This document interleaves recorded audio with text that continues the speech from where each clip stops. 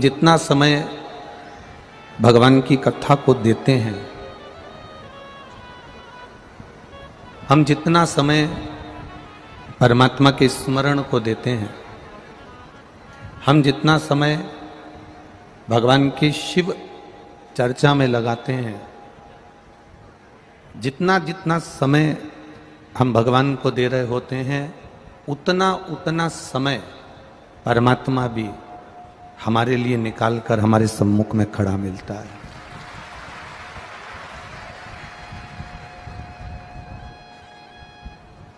आपने एक क्षण का यदि समय दिया है, आपने एक पल का समय दिया है, एक घड़ी का समय दिया है, एक मिनट का भी शिव जी को समय दिया है, एक लोटा जल लेकर आप देवाधिदेव महादेव के पास पहुँचे हो, भगवान शंकर के पास पहुँचे हो, शिव की शरणागति में पहुँचे हो, भगवान के द्वारे पहुँचे हो, उसका फल मिलेगा जरूर।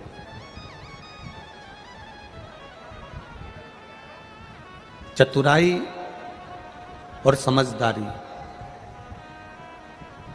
ये दोनों एक अलग अलग शब्द हैं। चतुराई और समझदारी दोनों अलग अलग है, दोनों शब्द अलग अलग है।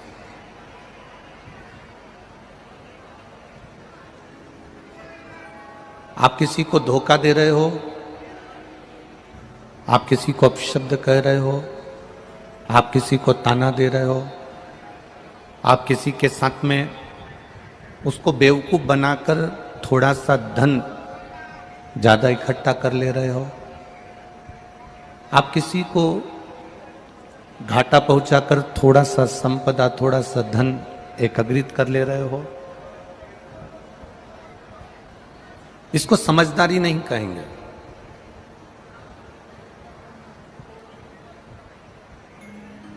शिव महापुराण में ये समझदारी नहीं है, इसको चतुराई कहेंगे। चतुराई किसी के साथ धोखा करना सिखा देती है, चतुराई किसी के साथ कपट करना सिखा देती है, चतुराई किसी को नीचा दिखाना सिखा देती है, चतुराई किसी के व्यापार को समाप्त करना सिखा देती है, चतुराई आपको बहुत सी चीजें सिखा सकती है। पर समझदारी और चतुराई में अंतर केवल इतना है कि चतुराई आपको किसी ना किसी को घाटा देना सिखाएगी, कहीं से धन अर्जित करना सिखाएगी, पर समझदारी भगवान की शरणागति और भजन और ईमानदारी से कमाने की राय देगी। हमें कभी ये नहीं कहना कि यह बहुत चतुर है, जो दूसरे को धोखा दे दे वो चतुराई में हो सकता है।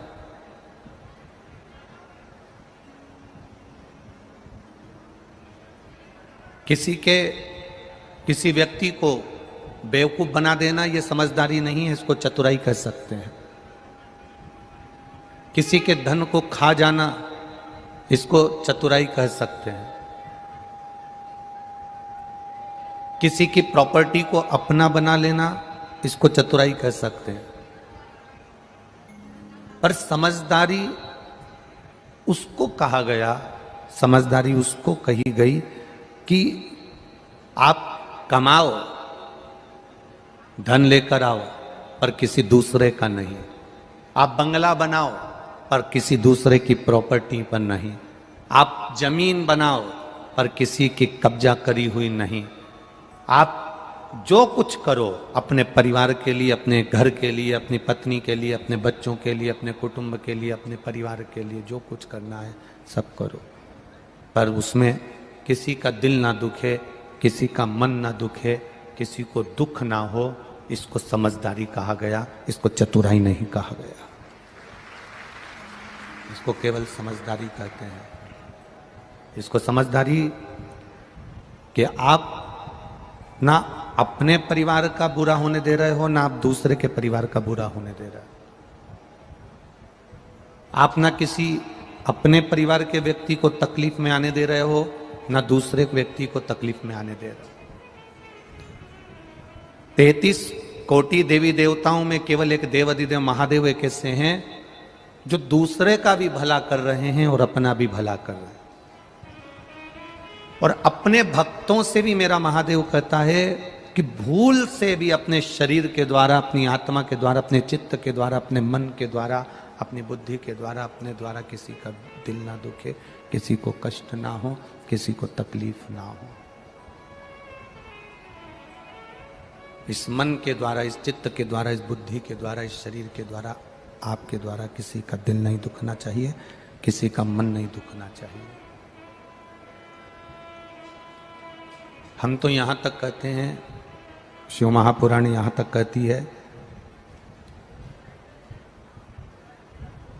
आपके परिवार वाले राजी हों कि शिव महापुराण में चलना है, जाना है या जाएंगे, वो कह दें कि जाओ तो जाओ, वो मना कर दें तो आप शिव पुराण में भी मत जाओ, घर में रहकर टीवी पर कथा सुन लो, मोबाइल पर सुन लो। वो कहें कि तुम काम के टाइम कथा मत सुन, बाद में सुन लो। आजकल तो इतने अच्छे अच्छे साधन हो गए कि मोबाइल में रख लो, बाद में जब सब दुकान चले जाएं, कोई व्यापार में चले जाए, कोई स्कूल चले जाए, फ्री जब समय मिल जाए तब छत्रपति शिवा यहाँ संभाजी नगर की कथा को निकाल लिया और सुन लिया। किसी का दिल दुखाकर भजन भी नहीं किया जाता। हम तो यहां तक, कई लोग हमसे पूछते हैं,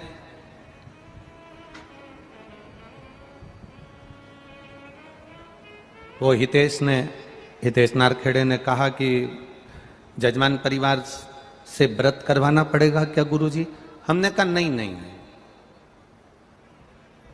इतनी चिलचिलाती हुई गर्मी पड़ रही है, धूप पड़ रही है, और दिन भर जजमान परिवार को फिरना पड़ेगा, काम करना पड़ेगा, लगना पड़ेगा, कार्यकर्ताओं के साथ उनको भी लगना पड़ेगा।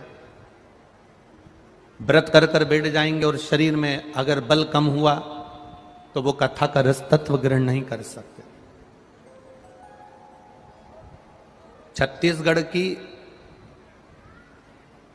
7 गांव ऐसे हैं जिनके नाम हम कल आपको बताएंगे। छत्तीसगढ़ के 7 गांव और महाराष्ट्र के 2 गांव ऐसे हैं जहां टीवी पर कथा आती रहती है और बीच में जो कथा नहीं आती 2 दिन 3 दिन 5 दिन, तो छत्तीसगढ़ के कई गांव ऐसे हैं और महाराष्ट्र के कई गांव ऐसे हैं जहां लोग उतने दिन तक एक टाइम का भोजन ही नहीं करते हैं। ऐसे छत्तीसगढ़ और महाराष्ट्र के गांव। मान लो बीच में 5 दिन का गैप हो गया तो 5 दिन वो सुबह का टाइम भोजन करेंगी तो शाम को करेंगी नहीं, और शाम को करेंगी तो सुबह करेंगी नहीं। ऐसे छत्तीसगढ़ के 5-7 गांव ऐसे हैं और महाराष्ट्र के भी 2-3 गांव ऐसे हैं जहां की माताएं एक समय का भोजन छोड़ देती हैं, केवल टीवी पर कथा नहीं आती इसलिए, कथा सुनने को नहीं मिलती इसलिए। मेरा उन माओं से निवेदन है, हम आपके पुत्र हैं, बेटे हैं, आपसे केवल इतना सा निवेदन है कि आप दोनों समय आराम से भोजन करो, और कथा ना आए तो श्री शिवाय नमस्तुभ्यम का जाप करो, पर कथा को दिल से श्रवण कर आनंद पाओ।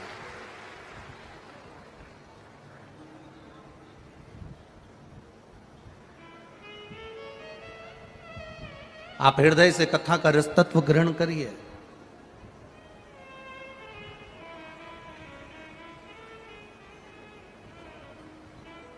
हम कथा करने आते हैं तो अपने कमरे में से निकलकर यहाँ आ जाते हैं और आधे घंटे में पहुंचकर कथा बाजकर अपने कमरे में चले जाते हैं।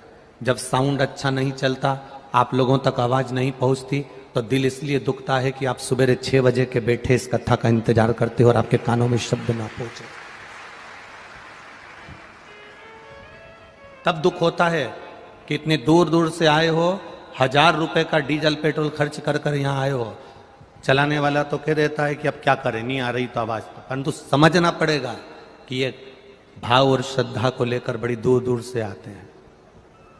कई बार ये म्यूजिशियन इनके स्वर की आवाज तेज कर देते हैं तो हम इशारे में कम कर देते हैं कि तुम्हारे स्वर की जरूरत नहीं है। ये बड़ी श्रद्धा और विश्वास के साथ में 500-500, 700-700, 1000 किलोमीटर दूर से आए हैं। और केवल एक विश्वास लेकर आए हैं कि 7 दिन की कथा सुनूंगा, मेरा बाबा मुझे झोली भर कर देगा, जिंदगी में एक बार शिव पुराण में भी करवाऊंगा।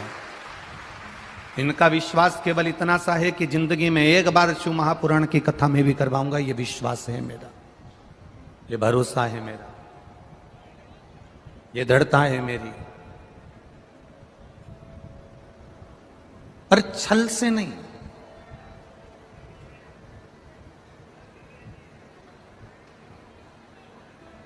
छल से नहीं, एक विश्वास के साथ, एक भरोसे के साथ। चतुराई और समझदारी में अंतर है। चतुराई करने वाला कभी भोलेनाथ को नहीं पा सकता, और समझदारी करने वाला कहीं पर भी बैठ जाए भोलेनाथ उसके पास पहुंच जाते हैं। समझदारी किस चीज से होती है? समझदारी वो नहीं है कि आप बहुत पढ़ लिख गए तो समझदार बन गए, आप ऊंचे सिंहासन पर बैठ गए तो समझदार बन गए, आप एसपी कलेक्टर बन गए तो समझदार बन गए, आप कोई मंत्री का पद पा लिए तो समझदार बन गए, आप किसी खूब ऊंचे सिंहासन पर बैठ गए तो समझदार बन गए। पढ़ाई कर ली, इंजीनियर बन गए, डॉक्टर बन गए, कलेक्टर बन गए, एसपी बन गए, एसडीएम बन गए, मंत्री बन गए, संतरी बन गए, कलंतरी बन गए, उसका मतलब ये नहीं कि आप समझदार हो गए। समझदार किसको कहा गया? खूब पढ़ने वाला व्यक्ति समझदार नहीं होता, खूब पढ़ने वाला व्यक्ति समझदार की गिनती में नहीं आता।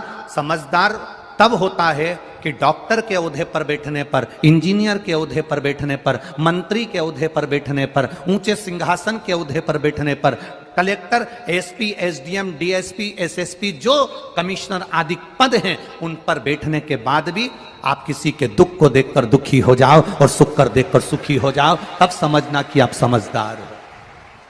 ये डिग्रियां तो कोई भी प्राप्त कर सकता है, डिग्रियों के बल पर तो कोई भी पद प्राप्त कर सकता है। कोई डॉक्टर बन सकता है, कोई इंजीनियर बन सकता है, कोई कलेक्टर बन सकता है, कोई मंत्री बन सकता है, कोई ऊंचे ऊंचे सिंहासन पर बैठ सकता है। उसमें समझदारी का पद नहीं होता। समझदारी डिग्रियों से नहीं आती, समझदारी वो आती है जो हमारे घर से दी जाती है। माँ बाप, घर के माता पिता अपने बच्चों को जो संस्कार देते हैं, कोई भूखा है उसको भोजन करा देना, कोई प्यासा है उसको पानी पिला देना। आप गाड़ी से जा रहे हो, पड़ोस का व्यक्ति नीचे गिर गया, आप खुश होकर अपनी गाड़ी आगे बढ़ाकर चले गए। बड़ी बड़ी गाड़ियों में आप बैठ कर जा रहे हो और सोचते हो मेरे पास में ये पद है, मेरे पास में ये प्रतिष्ठा है, मैं समझदार हूं। इसको समझदार नहीं कहा गया। किसी गिरे हुए को उठाकर हॉस्पिटल तक पहुंचा देना, यह समझदारी कहलाती है। किसी भूखे को भोजन करा देना, ये समझदारी कहलाती है। किसी प्यासे को पानी पिला देना, ये समझदारी कहलाती है। संत एकनाथ जी के पास में, पैठन के पास में आप रहते हो, वो संत एकनाथ जिन्होंने गधे को भूखा प्यासा देखा तो गंगा जल ले जाकर पिला दिया, वो संत एकनाथ की पीठ के पास आप निवास कर रहे हो। कलेक्टर कोई भी बन सकता है, पद कुर्सी किसी को भी मिल सकती है, सीए कोई भी बन सकता है, इंजीनियर कोई भी बन सकता है, डॉक्टर कोई भी बन सकता है।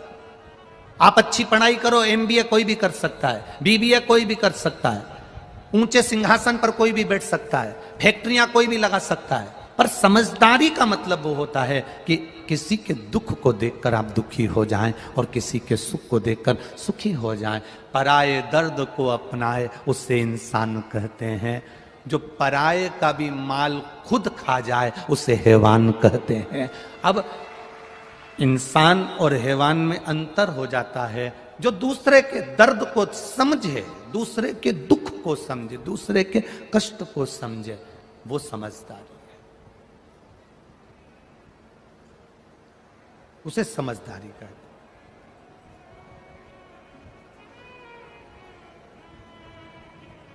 आप दूसरे के दर्द को यदि समझ रहे हो, दूसरे के कष्ट को समझ रहे हो, तो समझ लेना आप समझदार हो गए। घर का एक बड़ा व्यक्ति, घर का एक पिता, घर का एक भाई, घर का एक बुजुर्ग, घर का बड़ा,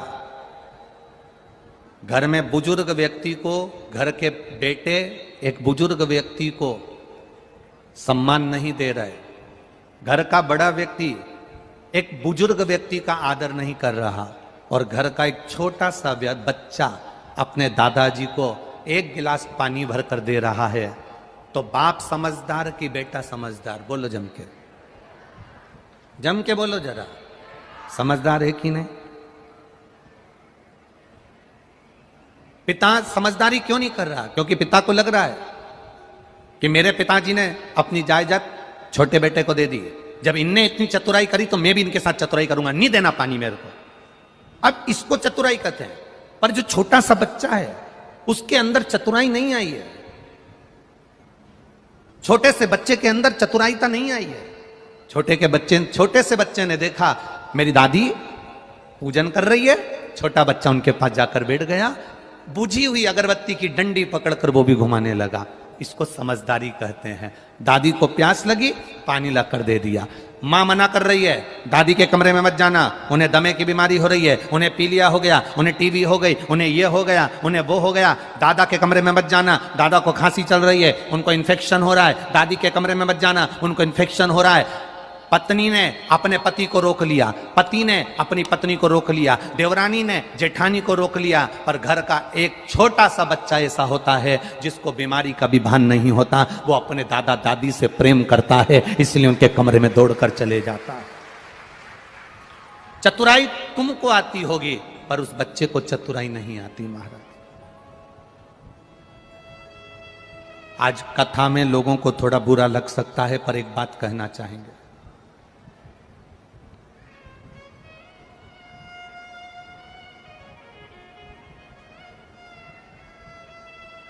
एक बात आपसे कहना चाहेंगे, थोड़ा बुरा लग सकता है, लग जाए तो घर जाके ठंडा पानी में नहा लेना, लग जाए तो।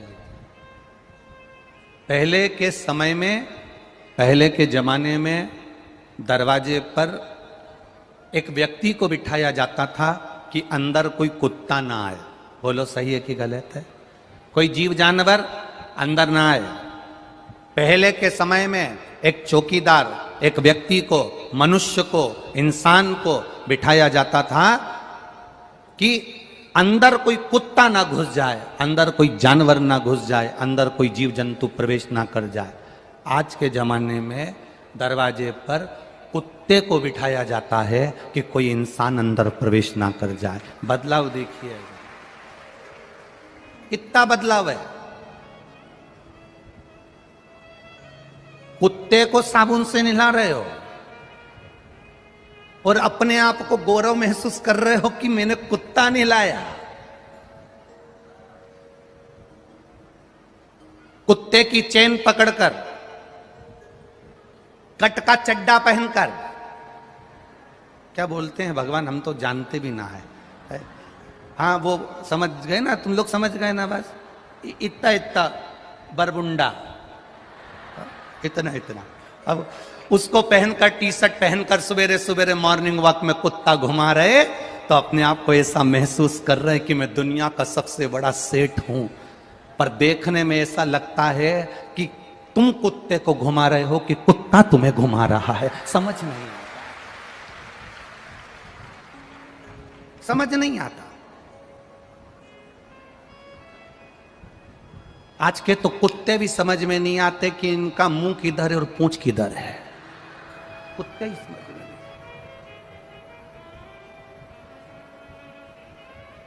और तो और फिल्मों में कुत्ते का चरित्र इतना दिखाया कि कुत्ते को गोदी में लेके हीरोइन इसने कुत्ता का चरित्र इतना दिखाया। अब जितने लोग वो फिल्म देख रहे थे, उतने लोग मन में सोच रहे थे हम ही कुत्ता बन जाते। अब जिसको भगवान शरीर दिया और परमात्मा संत बनने के लिए दिया, और वो अपने आप को कुत्ता बनाने का प्रयास कर रहा, जरा समझिएगा।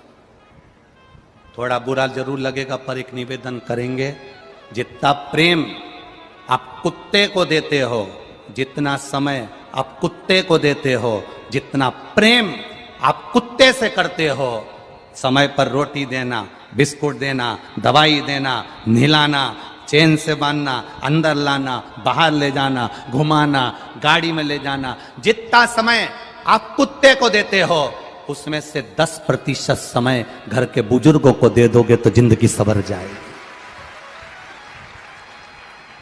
केवल 10% समय घर के बूढ़े व्यक्ति को देना चालू कर दो तो जिंदगी संवर जाएगी। कुत्ते से लाड लड़ाओगे तो अगला जन्म तुम्हारा कुत्ते का पाओगे, पर बुजुर्गों से लाड लड़ाओगे तो उनके आशीर्वाद से कब करोड़पति बन जाओगे पता नहीं चल पाएगा।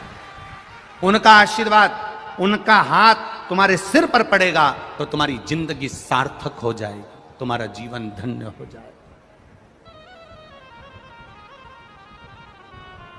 करो प्रेम, अगर करना ही है तो गौ माता से प्रेम कर लो, गाय के बछड़े से प्रेम कर लो, गाय की बछिया से स्नेह कर लो। प्रेम करो, प्रेम श्वान से नहीं, कुत्ते से नहीं।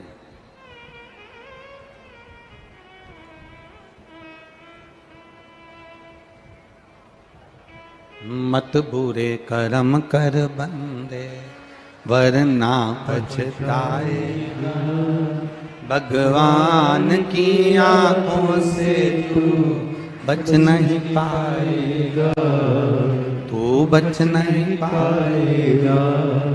अरे ओ अज्ञानी मत करना, अरे ओ अज्ञानी मत करना, तेरे कर्म का फल भी तू ही पाएगा, जैसा किया तूने तेरे आगे आएगा। मत बुरे कर्म कर बंदे वरना पछताएगा, भगवान की आंखों से तू बच नहीं पाएगा, तू बच नहीं पाएगा। अरे ओ अज्ञानी मत करना दानी, अरे ओ अज्ञानी मत करना दानी। चतुराई बच्चों को नहीं आती, चतुराई भोले व्यक्ति को नहीं आती।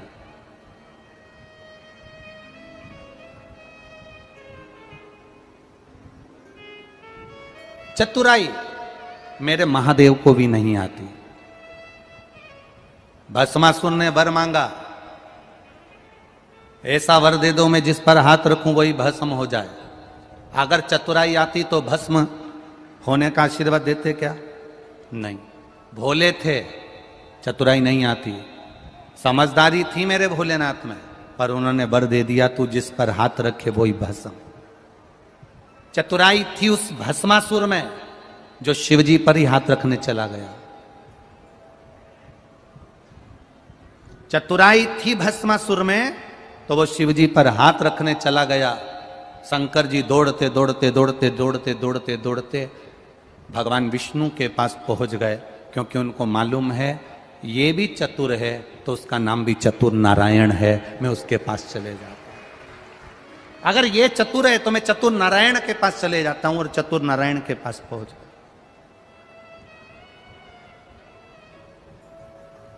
भोले को भोला मिलता है, समझदार को समझदार मिलता है, और चतुर को जम के बोलो चतुर मिलता है। आप अगर आज किसी को धोखा देकर 2 रुपए ज्यादा कमा भी लोगे ना कोई तुमको ऐसा चतुर मिलेगा, तुमने उसको धोखा दिया, वो तुम्हें धोखा देकर तुमने 2 रुपए उससे ज्यादा लिए, वो तुमसे 10 रुपए लेकर जाएगा। चतुर को चतुर मिलता। और भस्मासुर जैसे चतुर को चतुर नारायण मिले। क्या करा उन्होंने? स्त्री का रूप लेकर उसको नचाया, नचाया, उसी का हाथ उसी के सिर पर रगवा दिया। अब सोचो, इसने तो वर मांगा था और उसी को समाप्त करवा दिया उसी के वर से। चतुर को चतुर मिल जाता है, भोले को भोला मिलता है, सहज को सहज मिलता है।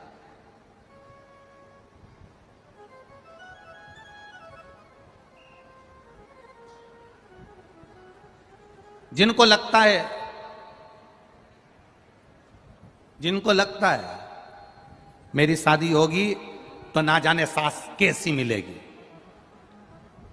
जिसको लगता है मेरी शादी होगी ना जाने ननंद कैसी मिलेगी, मेरा उनसे निवेदन है, अगर आप अच्छे हो ना तो आपको ये कुछ कहने की जरूरत नहीं है। आप सरल हो ना, आप अच्छे हो ना, तो दुनिया में सब तुमको अच्छे मिलेंगे। जब हम बुरे होंगे तो दुनिया में सब बुरे मिलेंगे। एक नई लड़की शादी कर कर ससुराल में गई। ससुराल में जाने के बाद उसने सहेलियों ने कह दिया था सास बड़ी बुरी होती है, ननंद बड़ी बुरी होती है, इसका काम केवल चोटाई करना और चुगली करना होता है।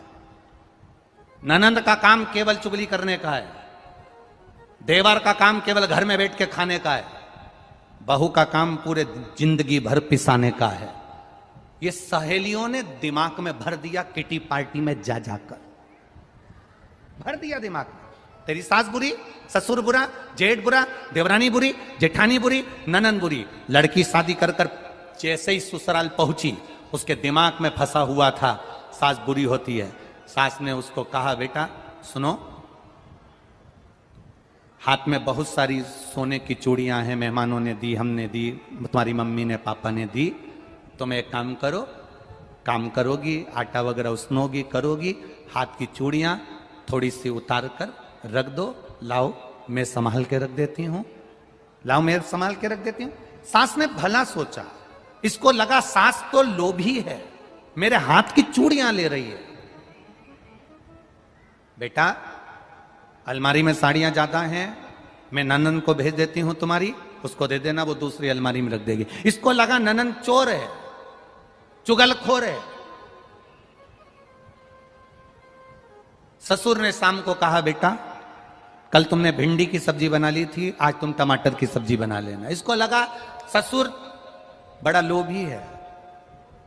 हर व्यक्ति में इसको दोष नजर आया क्योंकि इसकी बुद्धि में पहले से ही दोष भरा हुआ था और इसने अपना रंग ढंग दिखाना चालू करा। कहीं सास को कुछ बोले, कहीं ननंद को कुछ बोले, कहीं देवर को बोले, कहीं जेठ को बोले, कहीं ससुर को बोले।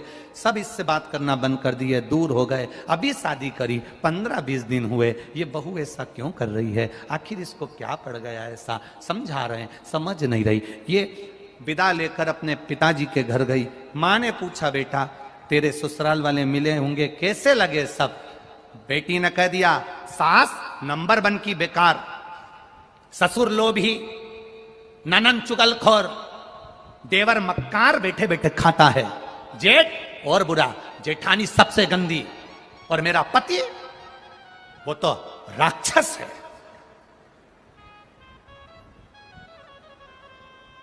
तो तेरे पड़ोसी तो अरे पड़ोसी नंबर 1 के बेकार, इतने घटिया, इतने गंदे, जिनका मुंह देखना पसंद नहीं मेरे को।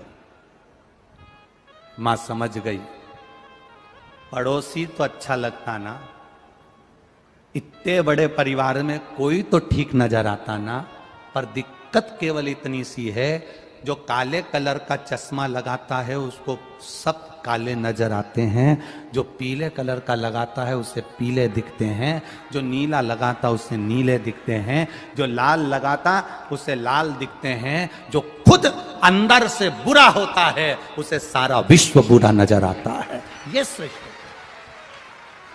सब गंदे। क्या चाहती है, क्या चाहती है? बस अगर एक सुधर गई ना तो सब सुधर गए। कौन?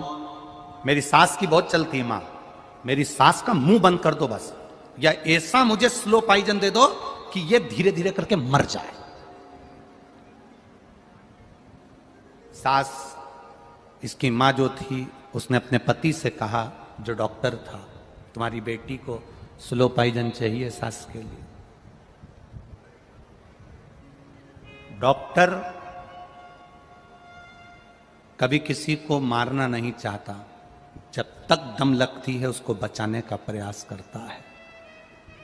जब तक उसमें श्वास है तब तक डॉक्टर भी आस देते रहता है कि बच सकता है, बच सकता है। डॉक्टर ने अपनी पत्नी से कहा ये पुड़िया ले जाओ, बेटी को दे दो, बेटी से कहना रोज थोड़ा थोड़ा चाय में डाल देना, पर बेटी से कहना अब सास 1.5 महीने में मर जाएगी तो 1.5 महीने में उससे झगड़ा मत करना।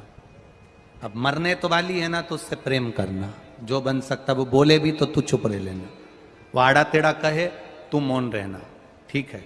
थोड़ा थोड़ा सा डालना, सास मर जाएगी।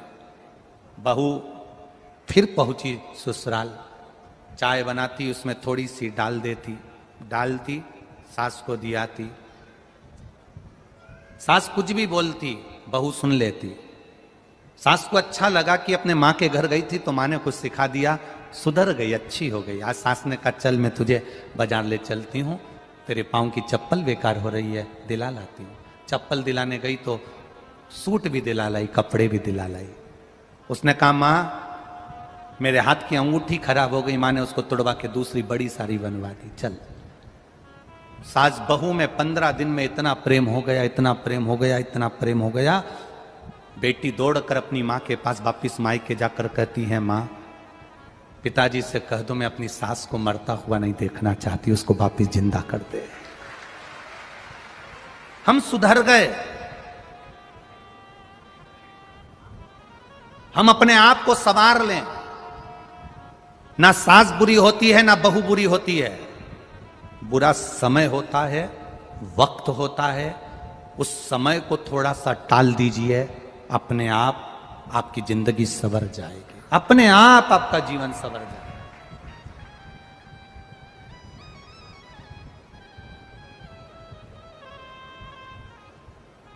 समय टलना चाहिए, कभी कभी समय टल नहीं पाता।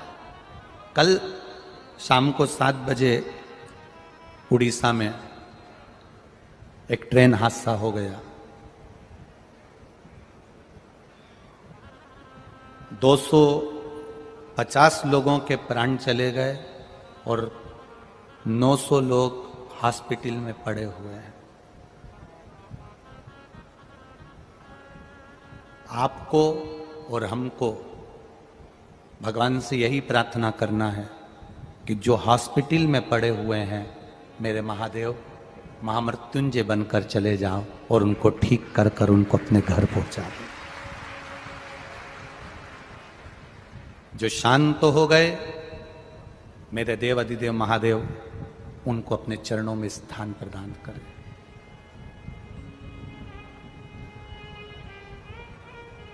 बहुत छोटा सा जीवन है।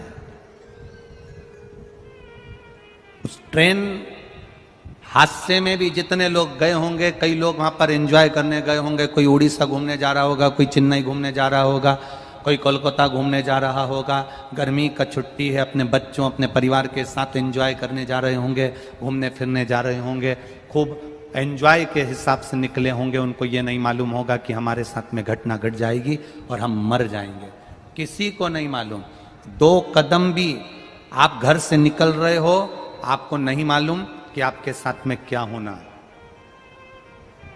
नेपाल की कथा में एक बात कही थी, पर्स में क्या इतने लोग गए होंगे तो इनके पर्स में क्या गोली नहीं होगी, दवाई नहीं होगी? बोलो ईमानदारी से, होगी कि नहीं होगी? सिर दर्द की गोली, हाथ पे दर्द की गोली, सिर की गोली, आंख का ट्यूब, कहीं घुटना दुखे उसकी दवाई, हर एक। आप भी आए हो इतने सारे लोग कथा सुनने के लिए, आपका भी पर्स खोल कर देखो, उसमें भी कोई ना कोई टेबलेट, कोई ना कोई दवाई पड़ी होगी।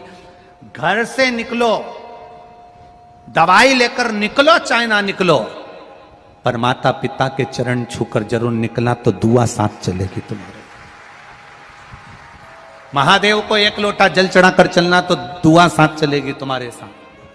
दवाई पर्स में ना होगी, चल जाएगा, पर दुआ साथ चलना चाहिए।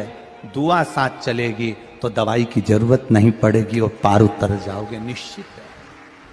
दुआ साथ लेकर।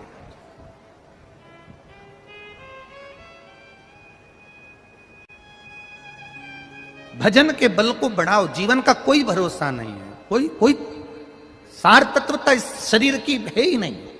कब जाना पड़ जाए, कब प्राण चले जाए, कब प्राण छूट जाए, कोई भरोसा नहीं।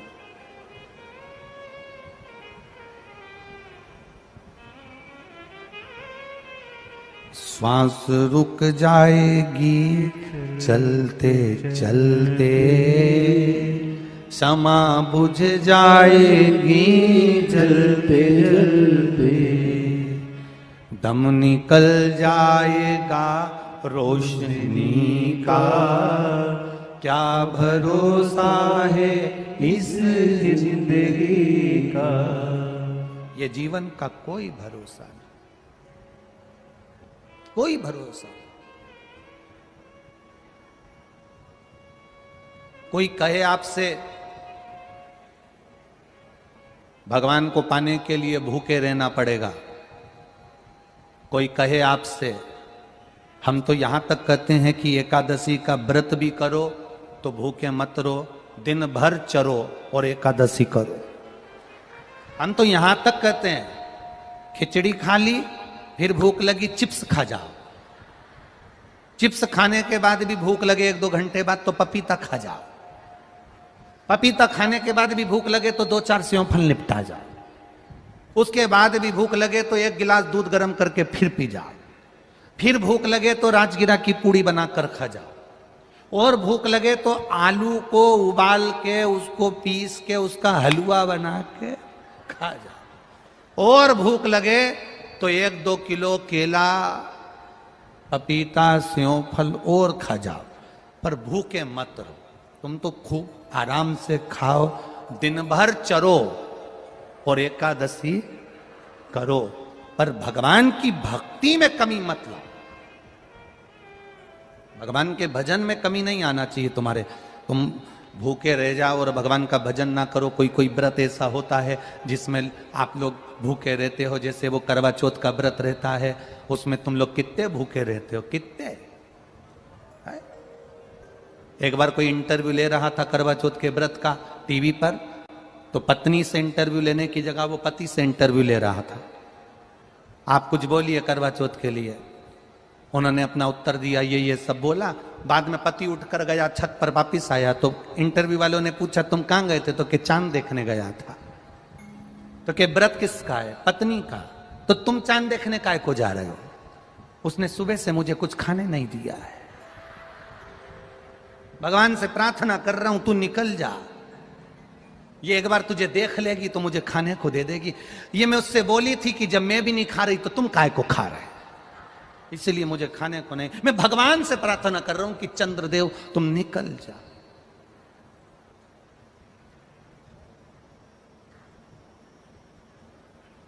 चांद निकल भी गया, पत्नी चांद को चलनी में देख रही है, फिर पति का मुंह देख रही है। पति इसका मुंह नहीं देख रहा। 1200 रुपए की साड़ी दिलाई थी वो देख रहा। प्राण खा गई थी जब तक साड़ी ना दिलाई, करवा चौथ का व्रत नहीं करा। और पूरे व्रत में एक दिन पहले से कह रही थी, सुन लो कल मेरा करवा चौथ का व्रत है, साड़ी दिला दो, कल मेरा करवा चौथ का व्रत है, साड़ी दिला दो, नहीं दिलाओगे तो मैं व्रत आधा कर तोड़ दूंगी। पति को लगा ये तो मेरा सुसाइड कराने की आफत, इसने व्रत तोड़ा और मैं निपटा, उससे अच्छा इसको 1200 की साड़ी दिला दी। कहां चित्त जा रहा।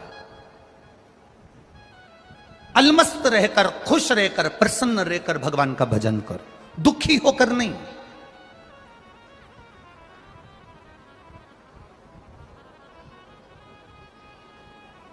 कोई मर गया घर में रो रहे हो, कोई मर गया घर के बाहर रो रहे हो, कोई मर गया हॉस्पिटल में रो रहे हो, कोई मर गया रोड पर चलते चलते रो रहे हो। पर हमारे यहां के विद्वान कहते हैं कभी शमशान में किसी को रोते देखा है? जम के बोलो जरा। मुर्दे को आग लगाई जा रही है, मुर्दे को जलाया जा रहा है, चिता में आग लगाई जा रही है, और परिवार का कोई व्यक्ति रोता है तो उसको मना कर देते हैं, ये शमशान है, यहां रोना नहीं है। आग लगाते समय रोया नहीं जाता, चिता जलाते समय रोया नहीं जाता, शमशान के अंदर बैठकर रोया नहीं जाता। घर पर रो लो, हॉस्पिटल में रो लो, घर के बाहर रोड पर रो लो, तुम्हारी मर्जी पड़े गाड़ी में रो लो, लेकर जा रहे हो मुर्दे को तो रोड पर रो लो। पर शमशान में जब आग लगे, उस शरीर में उस मुर्दे को जब जलाया जाता है, चिता में जब आग लगाई जाती है तो शमशान में नहीं रोया जाता है। लोग पूछते हैं शमशान में क्यों नहीं रोते हैं। शिव महापुराण की कथा कहती है वहां जगत का बाप रहता है और बाप के सामने रोया नहीं जाता। वहां जगत का पिता रह रहा है, जगत का बाप रह रहा है, मां देव अधिदेव महादेव रह रहे हैं, शमशान में उनका निवास है, उसके सामने रोया नहीं जाता। जब भी शंकर के पास जाना, शिव मंदिर में जाना, शिवालय में जाना, शिव महापुराण में जाना, रोना मत, बाप प्रसन्न होकर जाना। जिंदगी में कितना भी दुख हो तो भी मंदिर प्रसन्न होकर जाना। तो पार्वती जी भी शिव जी से कह देंगी इसकी जिंदगी में कितना दुख है, कर्जा है, बीमारी है, किराए के मकान में रह रही है, दुकान नहीं चल रही है, बच्चे सुन नहीं रहे हैं, गलत संगति में जा रहे हैं, पढ़ाई का पैसा नहीं है, रोटी के लिए मोहताज है, उसके बाद भी मंदिर में पानी चढ़ाने आती है, एक लोटा जल चढ़ाने आती है और मुस्कुरा कर आती है, हंस कर आती है। शंकर भगवान कहते हैं पार्वती इसकी जिंदगी में दुख है और ये मेरे मंदिर में आकर मुस्कुरा रही है, इसलिए आज जब ये जल चढ़ाकर जाएगी तो मैं इसको आशीर्वाद दे दूंगा कि तेरे सारे दुख कटेंगे और तू मुस्कुराती रहे। तेरे दुख कटेंगे और तू मुस्कुराती रहेगी। मैं आशीर्वाद दूंगा इसको क्योंकि ये मेरे मंदिर में मुस्कुरा कर आती है, ये मेरे सामने मुस्कुरा कर आती है। जो बहू सास के सामने 24 घंटे रो कर जाए, हमारे को तो तुमने ऐसी साड़ी चढ़ाई थी, हमारी शादी में तो केवल 1 लाख रुपए खर्च करे, देवर की शादी में इतने खर्च करे, ननन की शादी में ऐसा करा, उसकी शादी में ऐसा करा, हमको तो कुछ दिया ही नहीं, हमको तो कुछ करा ही नहीं, हमको तो कुछ करा ही नहीं। जिंदगी भर जो रोती रहे रोती रहे रोती रहे रोती रहे रोती रहे, तो सास भी सोच लेती है इसकी तो जिंदगी में रोना ही लिखा है। जो कुछ भी नहीं है उसके पास में तो भी मुस्कुराकर सास से कहे मम्मी चाय बना लाऊं क्या, बेटा दूध नहीं है, सास कह रही है दूध नहीं है, और बहू कहते तो कोई बात नहीं मां काली चाय पी लेते थोड़ा नींबू निचोड़ के, पेट भी साफ हो जाएगा। जो विषम परिस्थिति में भी मुस्कुराकर अपने आनंद को जीती है, सास भी सोच लेती है मेरी जिंदगी में ऐसी बहू कहीं नहीं मिलेगी। परमात्मा जितने जन्म देना मेरी बहू बेटी इसी को बनाकर भेजना, कोई दूसरे को नहीं।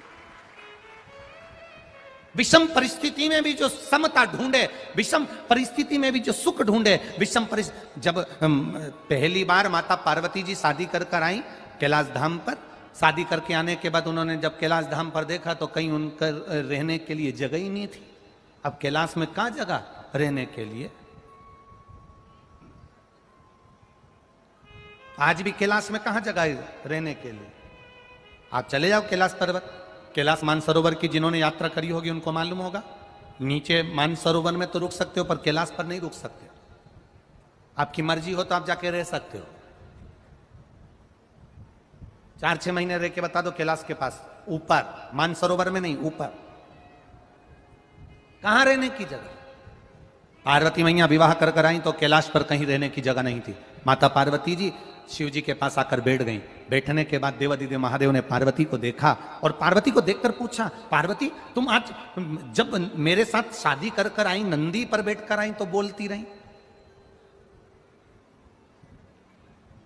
नंदी पर बैठकर आई तो बोलती रही, शादी में फेरे डले तब बोलती रही, जयमाला हुई तो बोलती रही, प्रसन्न रही, बोली, अच्छा व्यवहार करा, पर जब से तुम घर आई हो तब से तुम्हारा मुंह उतरा हुआ है। कोई कोई बहू ऐसी हो जाती है, शादी में फेरे डले तो मुस्कुराए, स्टेज प्रोग्राम होए तो मुस्कुराए, गुलाब जामुन खाए तो मुस्कुराए, पार्लर जाए तो मुस्कुराए, गाड़ी में पति पत्नी दोनों आ रहे थे तो मुस्कुराए, पर घर में जब से उन्हें आई और 1-2 दिन रहने के बाद इसका मुंह उतर जाए तो पति पूछेगा कि नहीं पूछेगा, तू पहले तो अच्छी रह रही थी, अब क्या हो गया तेरे को, क्यों सांप सूंघ गया तेरे को, क्या तकलीफ हो गई तेरे को? भगवान शंकर ने पार्वती जी से पूछा, तुझे तकलीफ क्या है, तुझे कष्ट क्या है, क्या बात है, तुम मौन क्यों है? पार्वती जी कहती है कि मैं शादी कर कर तो आ गई पर यहां रहने की जगह नहीं है। शंकर भगवान कहते हैं पार्वती एक काम करो, क्या चाहती हो? तुम जो बोलोगी वो हो जाएगा, तुम बताओ क्या चाहती हो? पार्वती जी कहती हैं मैंने दुनिया का बहुत वैभव देखा है, नाटक और फिल्म जैसा प्यार कभी अपने घर के लोगों से मत करना। क्योंकि नाटक और फिल्म में जो प्यार दिखाया जाता है वो केवल प्यार होता है, उसको प्रेम नहीं कह सकते।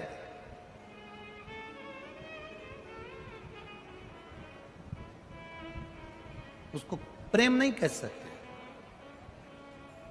पार्वती जी बोली मैंने बहुत वैभव देखा, बहुत। नारायण भगवान के यहां कितना सुंदर वैकुंठ है, ब्रह्मा जी के यहां कितना सुंदर सुख है, इंद्र के यहां कितना सुख है, अपने यहां तो कुछ भी नहीं है। तुम जैसा बोलोगी वैसा हो जाएगा। बोलो तुम्हें क्या चाहिए, बोलो। कुछ नहीं, बस रहने के लिए एक सुंदर महल बन जाए, इससे बढ़कर क्या चाहिए। विश्वकर्मा जी को बुलाया और बुलाकर सुंदर समुद्र के बीच में महल बनवाया। पर भगवान तो भगवान थे, उन्होंने जो लीला रची कि ये दूसरे का वैभव देखकर अपना वैभव मत बनाना, दूसरे का वैभव देखकर वैभव मत बनाना। लोग कहते हैं, किसी भांग पीने वाले से पूछो कि तुम भांग क्यों पीते हो, तो वो कहता है ये तो शंकर भगवान का, बोलो बोलो जम के, प्रसाद है, ये शिव जी का प्रसाद है, इसलिए हम पी रहे हैं। कोई गांजा पिए, उससे पूछो ये दम क्यों लगा रहे हो, गांजा क्यों पी रहे हो, ये तो भगवान शंकर भी पीते थे। तो अच्छा, शिव जी भांग पीते थे इसलिए तुमने भांग पीना चालू करी, शिव जी गांजा पीते थे इसलिए तुमने गांजा पीना चालू करा, ये तुम कहते हो। शिव पुराण में कहीं नहीं लिखा कि शंकर ने भांग पी कि गांजा पिया। शिव जी भांग पीते हैं इसलिए हम भांग पी रहे हैं, शंकर भगवान गांजा पीते हैं इसलिए हम गांजा पी रहे हैं। तुम शंकर जी की होड़ कर रहे हो। कोई कोई ऐसा है कि उसने जटा भी बना ली, हम शंकर का स्वरूप में रहते हैं, कोई के हम चंदन लगाते, कोई के हम रुद्राक्ष पहनते, कोई के हम शंकर के स्वरूप में रहते हैं। शंकर जी भांग पिए तो हम भांग पीते, शंकर जी गांजा पिए तो हम गांजा पीते हैं। तो मेरा निवेदन है, शंकर जी विष भी पीते हैं, पी लो। वो गाय को छोड़ रहे, शिव शंकर भगवान तो विष भी पिए हैं ना, तो पियो।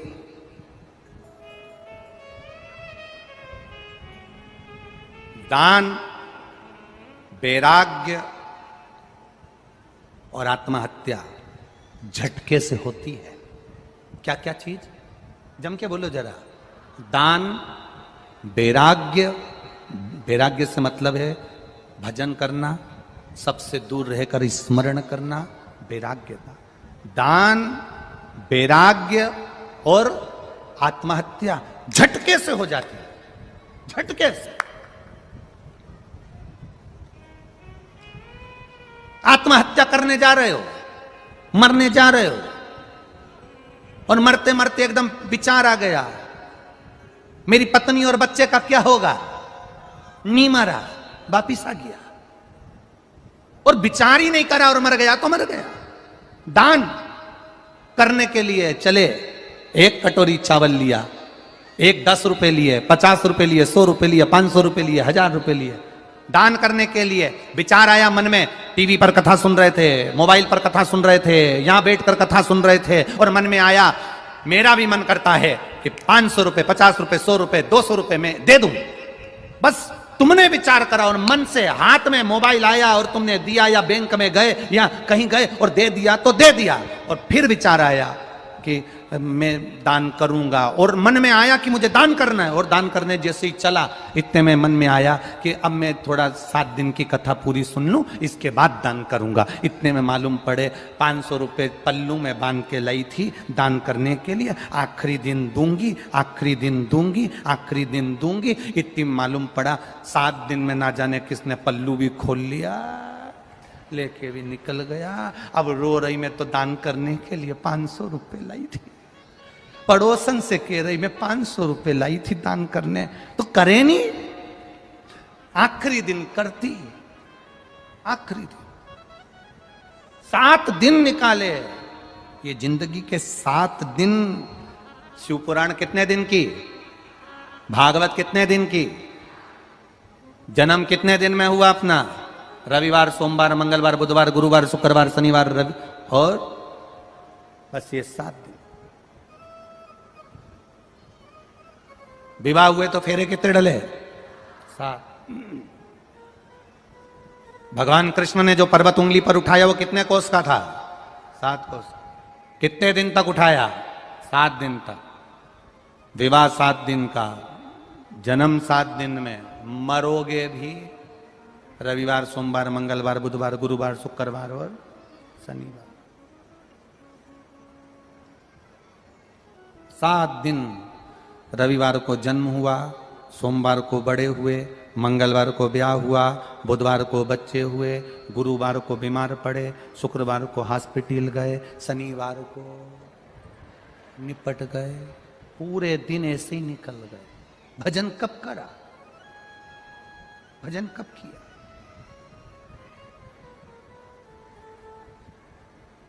दिन गए, समय गया, समाप्त हो गया।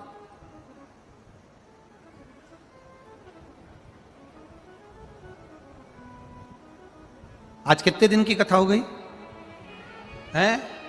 30। कितना दिन बचा? 4। बचपन, जवानी, अधेड़ी, बुढ़ापा। बस 4 अवस्था के 4 दिन रह गए हैं। बचपन, जवानी, अधेड़ी और बुढ़ापा। कल कथा का 4था दिन रहे खुशी मनाना। कल हमारा बचपन, मतलब कल हमारा बर्थडे दिन है। कल अपन सब पैदा हुए, सब पैदा हुए। बचपन, जवानी, अधेड़ी और बुढ़ापा। 4 अवस्था का पहला दिन चतुर्थ दिवस की कथा है। पैदा हुए।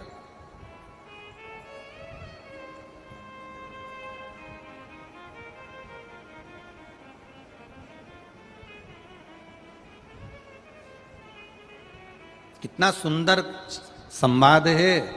पूरी भारत की भूमि पर जन्मदिन मनाया जाता है। लोग कहीं केक काटते हैं, कहीं दिया जलाते हैं, कहीं मंदिर जाते, कहीं आतिशबाजी फोड़ते, कहीं नगाड़े चलाते, कहीं कुछ फंक्शन मनाते हैं। पूरी भारत की भूमि पर दुनिया के लोग जन्मदिन मनाते हैं, पर मेरे देव अधिदेव महादेव की नगरी काशी में मरण दिन मनता है। जो मरता है उसकी खुशी मनती है। भारत की भूमि पर दुनिया की सब दूर जन्मदिन मनेगा, पर मेरे शंकर की भूमि काशी विश्वनाथ की धरा, जहां मरता है कोई तो खुशियां मनाई जाती है। खुशियां।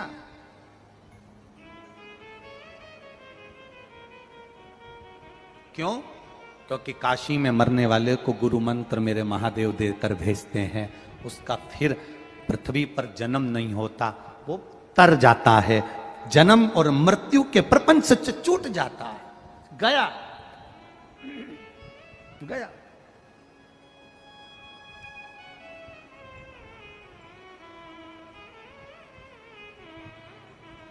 जन्म और मृत्यु के प्रपंच से वो छूट गया। ये इतने सारे लोग, भक्त लोग कथा सुनने आते हैं पंडाल में 7 दिन की। अपने साथ में अपने पूर्वजों का कोई मर गया, अधोगति में चले गया, कोई समाप्त हो गया, बहुत अभिलाषा लेकर चले गया, अटैक आ गया, कोरोना में चले गया, सुसाइड कर लिया, कुछ हो गया, बीमारी से चला गया, कुंवारे मर गया, जवानी में मर गया, अधोगति में मर गया, कोई बहू, कोई बेटा, कोई पति, कोई पिता, कोई अचानक जो मर गया, उसका फोटो भी लेकर यहाँ लोग कथा में आते हैं। आपने कई लोगों को देखा होगा फोटो लेकर बैठे रहते। कारण क्या है?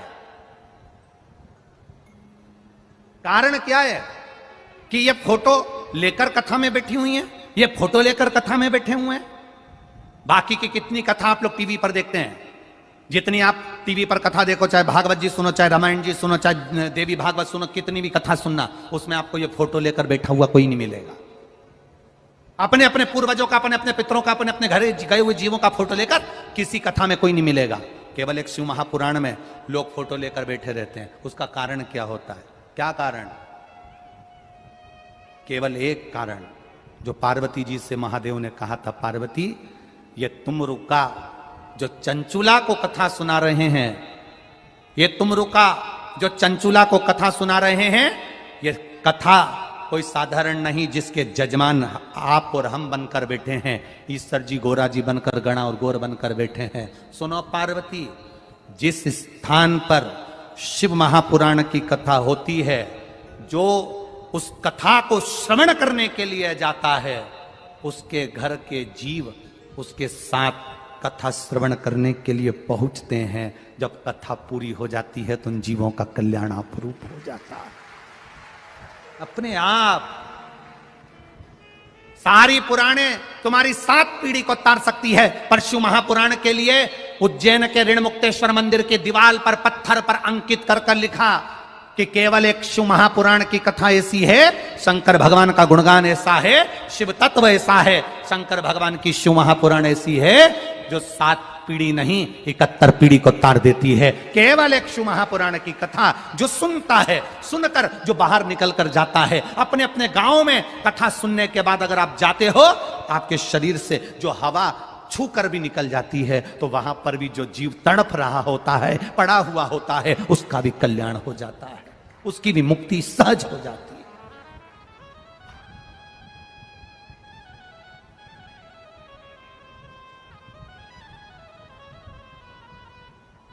महाराज, छत्रपति संभाजी नगर के राजा रहे छत्रपति संभाजी।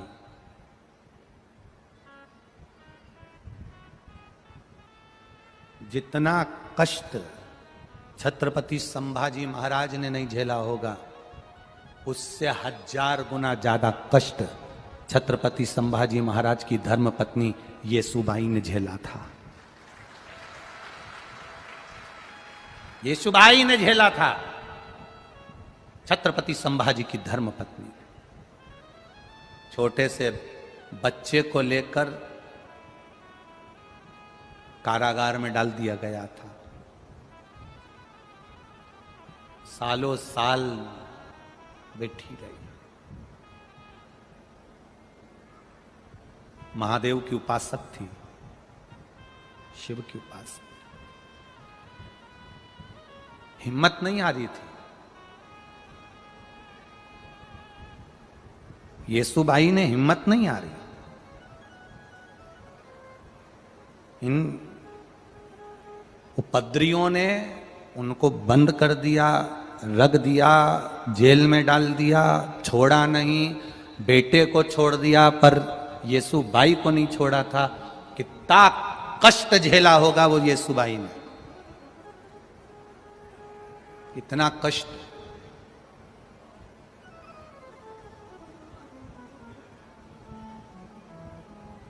सारी दुनिया में सबसे ज्यादा बोल्ड, सबसे ज्यादा प्रबल, सबसे ज्यादा वीरणी, युद्ध में भी अग्रण्य रहने वाली और वक्त पड़ने पर छाती पर चढ़कर गला काटने वाली, पूरी दुनिया में कहीं ऐसी नारी नहीं मिलेगी जो महाराष्ट्र की रानी मिलेगी। सहज नहीं है। चाहे वो अहिल्याबाई होलकर हो, चाहे वो जीजाबाई हो, चाहे वो येसुबाई हो, ये सहज नहीं है। एक बार येसुबाई से एक प्रश्न किया गया था, आप लोगों को मालूम होगा शायद, अगर आप महाराष्ट्र के निवासी हो तो आप लोगों को स्मरण में होगा। छत्रपति संभाजी की धर्मपत्नी येसुबाई से एक प्रश्न किया गया था।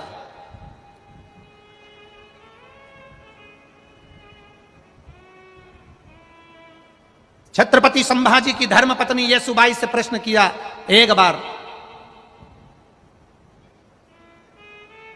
स्वयं छत्रपति संभाजी ने ही प्रश्न कर लिया, स्वयं। कितनी विद्वान होगी येसुबाई, जरा अंदाजा लगाएगा।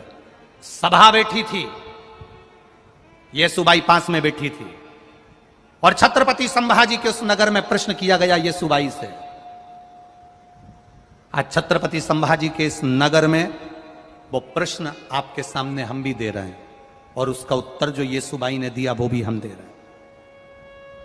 छत्रपति संभाजी के उस नगर में राज सिंहासन पर बैठी येसुबाई, छत्रपति संभाजी ने प्रश्न किया, सुनो येसुबाई, हम आपसे पूछना चाहते हैं, नारी सीता ही क्यों रहती है? नारी कभी क्या गौतम बुद्ध बनने को तैयार नहीं होती है। येसुबाई ने कहा नारी बुद्ध भी बनने को तैयार हो जाए, पर नारी सीता ही बनी रहना चाहती है। उसका कारण केवल एक है, स्वामी, नारी बुद्ध बनेगी, बुद्ध बनने को तैयार हो जाएगी, गौतम बुद्ध बनने को तैयार हो जाएगी, पर वो सीता ही बनी रहना चाहती है। क्यों? उसका एक कारण है, जैसे गौतम बुद्ध अपना घर छोड़कर चले गए, जंगल में चले गए, अगर एक नारी अपना घर छोड़कर चली जाती है तो लोग उसको ताना दे देकर मार देते हैं, ना जाने किसके साथ भग गई होगी, किसके साथ चली गई होगी। और अगर गौतम बुद्ध जंगल में रहने के बाद वापस लौट कर आते हैं, अपनी धर्म पत्नी के सम्मुख में पहुंचते हैं, अगर एक नारी थोड़े दिन वन में रहने के बाद वापस लौट कर आए तो दुनिया के लोग ताना दे देकर मार देते हैं, ना जाने किसके साथ रहकर आई होगी। इसलिए नारी बुद्ध नहीं बनना चाहती, नारी सीता, अहिल्या और नारी सावित्री बनना चाहती और अनसुईया बनना चाहती है। नारी के जीवन में बहुत कष्ट है, बहुत कष्ट, बहुत भारी जिंदगी होती है स्त्री की जिंदगी, नारी की जिंदगी। और बोल्डता भी बहुत रहती है, बहुत। मेरा विश्वास कहता है, मेरा भरोसा कहता है, ये मेरा विश्वास कहता है, इस व्यासपीठ से कहने में पीछे नहीं हटूंगा। आप लोग बुलाएं चाहे ना बुलाएं अगली बार, परंतु कहकर जरूर जाऊंगा, ये मेरा विश्वास कहता है। वो तो दिल्ली की थी साक्षी, जो उसको 40 बार चक्कू मारकर और पत्थर से सिर फोड़कर मार दिया। अगर महाराष्ट्र की कोई बेटी होती तो गला काट कर आ जाती।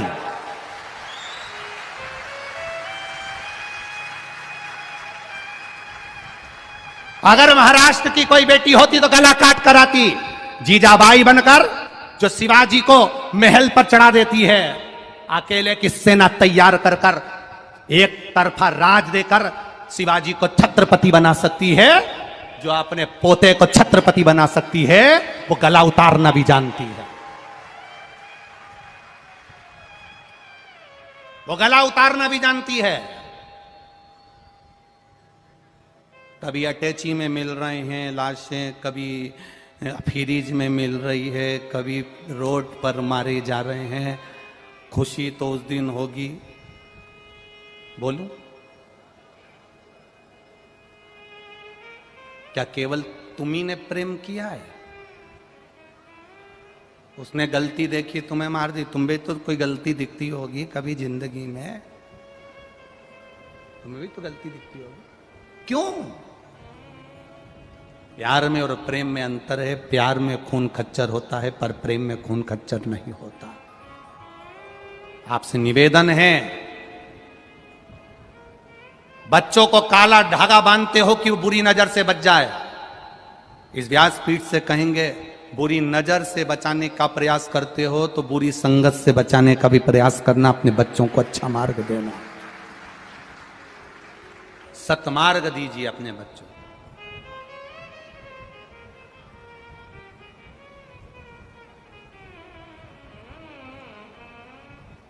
ये विधायक जी, आपके लिए पत्र आया है।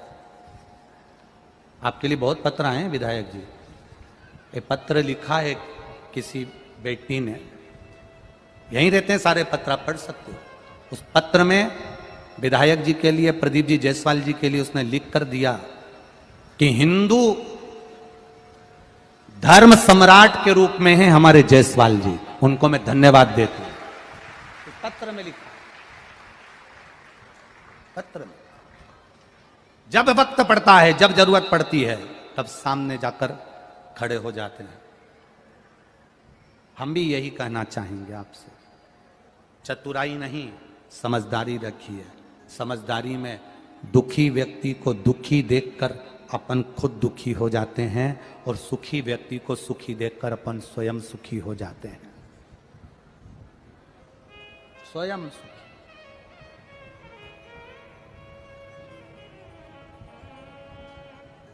एक बात कहना चाहेंगे,